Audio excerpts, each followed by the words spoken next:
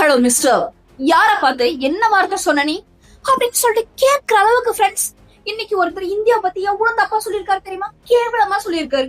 இந்தியர்களுக்கு வரலாற்று மனப்போக்குன்றது உனக்கு கிடையவே கிடையாது. அவங்க கிட்ட போயிட்டு உங்களோட வரலாறு என்ன அப்படின்னு சொல்லிட்டு நம்ம கேட்டோம் அப்படின்னா கதை கதையா விடுவாங்க.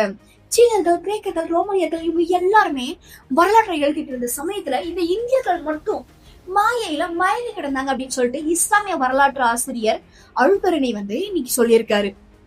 இன்னைக்கு யாராவது உன்னோட வரலாறு என்ன அப்படின்னு சொல்லிட்டு கேட்டா நெஞ்சம் நிமித்திட்டு சொல்லலாம், பக்ருளி ஆற்றுடன் பன்மலை அடுக்கத்து குமரைக்கோடும் கொடுங்கடல் கொள்ள அப்படின்ற ஒத்த வரியான சிலப்பதிகார வரியே.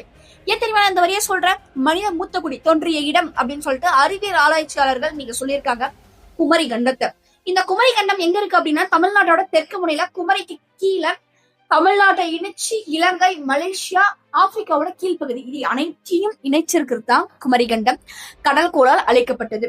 இந்த இடத்துல இருந்த இந்த குமரி கண்டத்துல ஓடின ஒரு ஆறு பேர் தான் பக்ருளி ஆறு.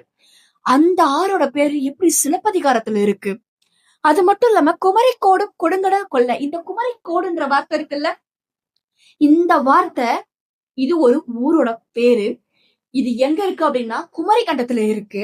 அது மட்டும் இல்லாம சிலப்பதிகாரம் மட்டும்தான் சொல்லுதானா? இல்லவே இல்ல. புறநானூறு, மணிமேகலை, கிமு 2ஆம் நூற்றாண்டுல எழுதப்பட்ட தொல்காப்பியம் இது எல்லாமே இந்த வரலாற்று செய்திகளை எடுத்து சொல்லுது. அது மட்டும் இல்லாம தமிழகத்தோட எல்லை அப்படின்றது வடவேங்கடம் தென்குமரி ஆயிடு தமிழ் கூறும் நல்லுலகம் அப்படின்னு சொல்லிட்டு என்னோட எல்லை அப்படின்றது வடவேங்கடம் இமயமலையில ஆரம்பிச்சு இன்னைக்கு இருக்கிற குமரி மலையில இருக்கிற குமரி கண்டத்தை தொட்டு தமிழகத்தோட எல்லடா அப்படின்னு சொல்லிட்டு தொல்காப்பியத்தோட சிறப்பு பாயிர இன்னைக்கு பதிவு செய்து இப்ப சொல்லுங்க, தமிழர்களுக்கு வரலாற்று மனப்போக்குன்றது கிடையாதா?